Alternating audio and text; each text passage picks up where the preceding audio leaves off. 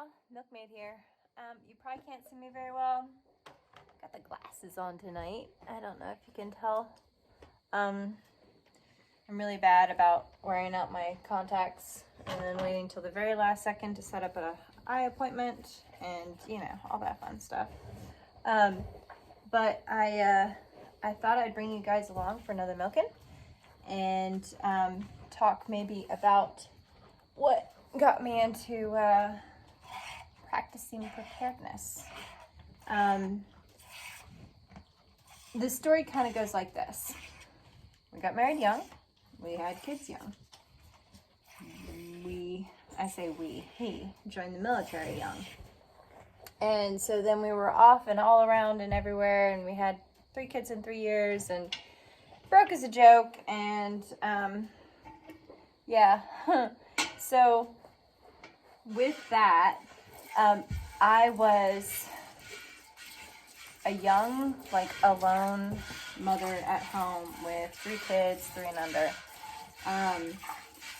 Grocery shopping is a major pain in the butt when you have no one around you to help, and husband is off at training or off at, temporary duty or whatever, or deployed. So going to the grocery store is, a big deal.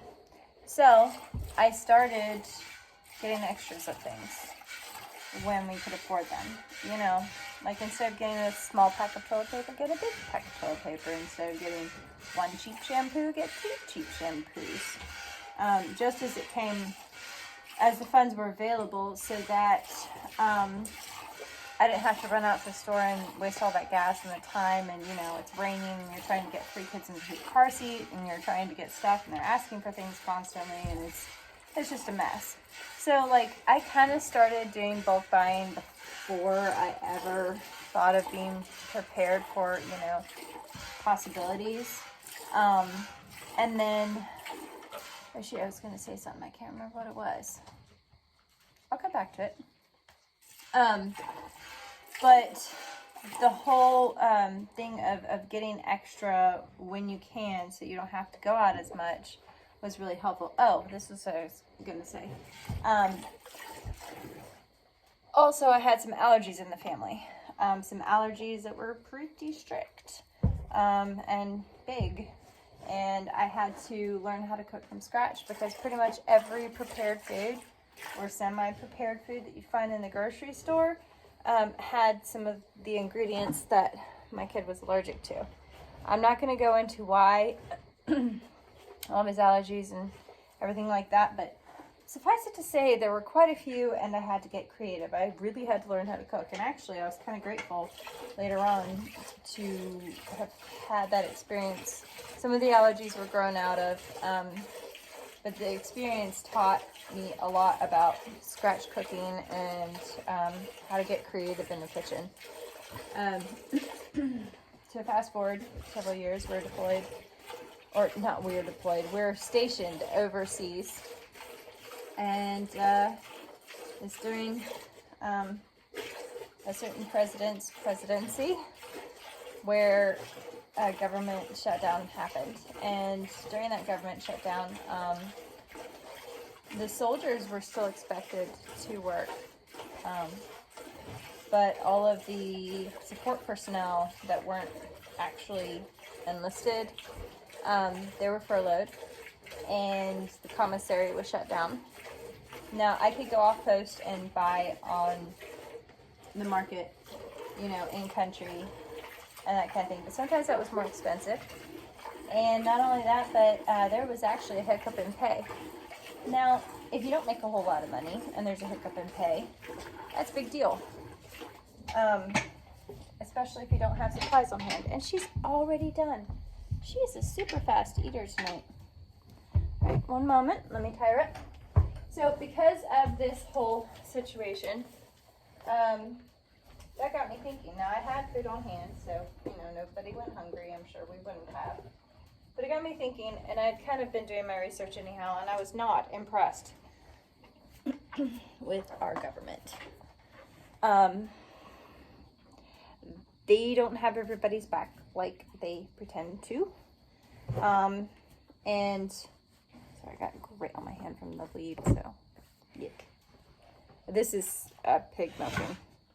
Let me adjust you real quick. So during that whole, every time after she's done eating, she does this like coffee sneezy thing. I think she eats too fast. I woke up to the fact that I couldn't rely on somebody else to make sure that we were taken care of. So hence I started thinking outside the box a little bit and, you know, how to live life. So we worked on getting out of debt, and my husband and I kind of came to the same conclusion, albeit through different avenues of thought, but we decided that we wanted to be more self-sufficient, not relying on the government or even a job or that kind of thing for our ability to care for our kids, to feed our kids. So we kind of just jumped straight to the idea of homesteading, like, from the get-go. Now, we were both country kids. We grew up that way. Not necessarily in farming, although, like, we did kind of a little. It was like more of a hobby farm on my side. Same on his side, although not quite to the same extent. But we knew we wanted to be away from people because we were always packed in tight with everybody. And we wanted to be able to be self-sustaining. And so it took a while after he got out to get there. We had quite a few things that happened that were not expected and kind of threw a wrench in our plans. But eventually we got into where we are now. And it took a lot of hard work and tenacity and not giving up and just... but also at the same time, giving up a lot of things that most people think are kind of, you know, normal. And throughout all of that, we learned quite a bit about land management, about livestock, and we were kind of the homesteaders that when we started, man, we jumped in at the deep end of the pool. We did everything everybody tells you not to do, other than buying land to begin with. Luckily, we never entangled ourselves too badly with land. But as far as like gardening and livestock and stuff like that, we jumped in, both feet, plunging in, not even holding our nose. And we knew, based on what other people said, that was going to cause a lot of stress. That there was going to be a burnout point. And yep, we hit it. We hit it nice and hard. But in a short period of, was it a year? It might have been 2 years. In a short period of 2 years, we learned so much. We learned what not to do. We learned when not to spend money. Like, we did do a lot of things rather inexpensively and temporarily because, number one, we knew that it wasn't going to be permanent where we were to begin with. So that actually freed us up to kind of look around and see what worked, what didn't. We made some mistakes. Actually, we made a lot of mistakes. But guess what? You fail forward. And man, when you learn by failing forward, you learn. You don't forget those lessons. It's a lot better than reading in the book and not really learning the lesson that way. I would suggest doing a lot of research before you jump into any homesteading project if you go that way. But I guess this isn't as much about preparedness as kind of our journey that we've been on. Please don't. I will say, like, going through this, the ideas that popped into our head, let me go dump this real quick, but I'll keep talking. The ideas that popped into our head about homesteading and stuff like that, that happened 9 years ago, something like that. So our kids were like elementary age, right? And as we move forward, they're going into middle school and then into high school and that kind of thing. And I will say that was the best thing we could have ever done for our family, because we involved them in it, at least with the animals. I kind of did all the gardening stuff because nobody wanted to do that, and I loved it. But the way that our family came together, and at one point then I decided to homeschool. That helped too. I didn't like the way the schools were going. I used to work in the schools. I knew how that stuff was going, and I knew we could probably do better. And I am very glad we did. If not just for the academic sake, but for the personality development that occurred with our children. Like, they're all very good at thinking freely. They use critical thought. They're kind of shocked when some of their peers that aren't in this lifestyle, when they think they just kind of go along with everybody else like a bunch of sheep. And mine aren't willing to do that. They stand up to it. They're not scared of hard work.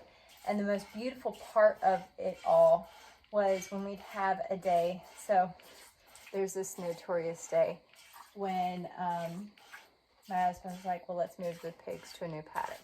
And we were using electric fencing. We had American guinea hogs. Nothing wrong with the breed, but I'm not going to have them again. We moved to Kudos. I like the fact they can't root. But, and I know some people say American guinea hogs won't root. They do. Even if they have a lot of space, they do. And we were going to move everybody, and we would set up electric fence paddocks, and we decided to do it on this hillside because there was a whole lot of brush there. We were going to run them through, and then maybe run the goats through afterwards. We just needed to move them to a new spot, and we spent probably every bit of 3 hours setting that up because there were all these cedar branches in the way, and and then the pigs got out and they were running around because we hadn't set it up yet, and everybody was hot and sweaty and grouchy, and without fail we'd always ask the kids to come out and help us. And for the first half hour or so, it's like constant complaining, constant don't want to be there, oh, I hate farming, all that fun stuff. But as we go along, there's funny things that happen, like somebody trips over something and whacks their head, and that's kind of hilarious. And it really, there's those bonds there that happen when you go through something a little bit more difficult. And it's important as a parent to kind of bring some humor into it in those kinds of situations. And some love. And, it really tightened our family, like, big time. Like, we are really tight-knit. My youngest won't get into a car to leave somewhere unless she gives me a great big hug, like it's the last hug she's ever going to get. My son's a little more independent now, but he still, values our opinion. My oldest will call me when she needs something because she's off in the military now.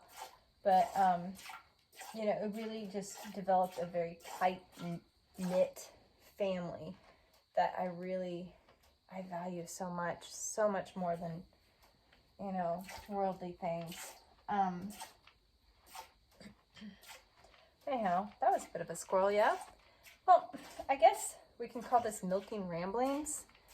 A little bit of my story, a little bit of experiences, and that kind of thing.